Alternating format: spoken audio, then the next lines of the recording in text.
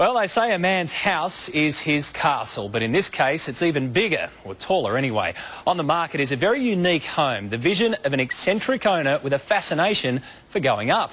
James Thomas has this tall tale of a 10-storey house and Australia's most brutally honest real estate agent. It's a beautiful view, isn't it? I'm outside Bulahdelah in New South Wales, near the Hunter Valley.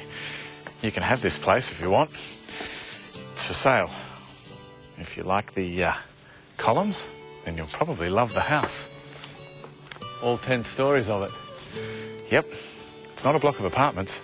It's one man's palace. From a distance, it juts into the sky like a high-density apartment from a busy city. This is not the metropolis. This is the bush. And plonked in the middle of it all is Australia's tallest home. It has more bedrooms than anyone would care to count. More stairs too. Peter, the owner, uses these stairs all the time. But there is a lift. So why walk, you ask? We soon found out. I know why he uses the stairs. Safely at the top, we meet the owner, Peter Gray, and this castle is his treasure. But you know what they say about one man's treasure being another man's? Well, let's just say the Grand Chateau Girvan may not be to everyone's taste. Who's going to buy it, do you think? We have no idea. Which is why Peter has a real estate agent, John Miles. What are some of the things that you like about the property? Can you cut it there? Now this is a rare sight. A real estate agent lost for superlatives. In fact, John is just completely lost. It's your job to sell it.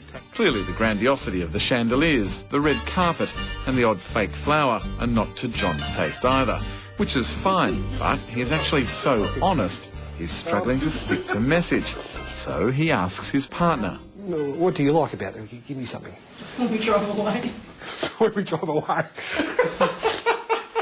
John Miles has to be the most unique sales agent in Australia for what is certainly a unique home.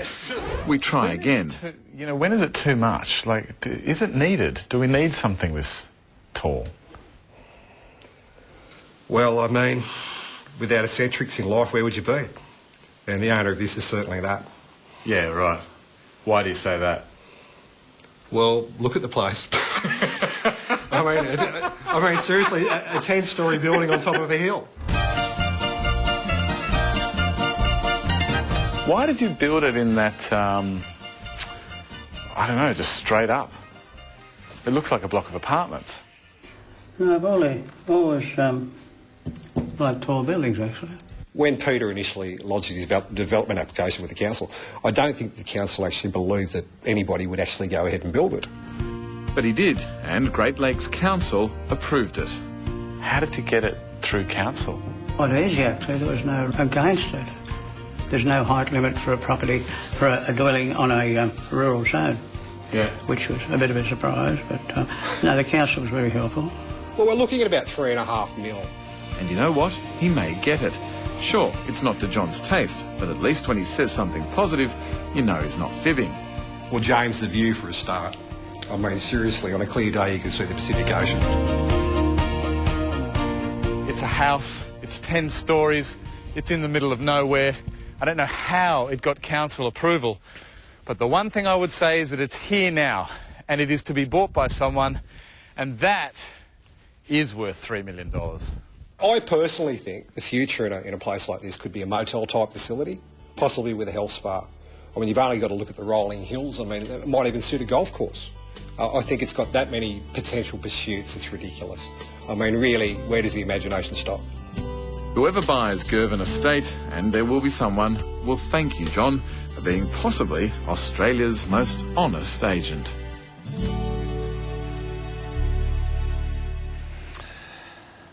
Yeah, and Girvan Estate goes to auction on the 2nd of May. James Thomas reporting. Perhaps a bungee jumper would like to buy it. We'll let you know.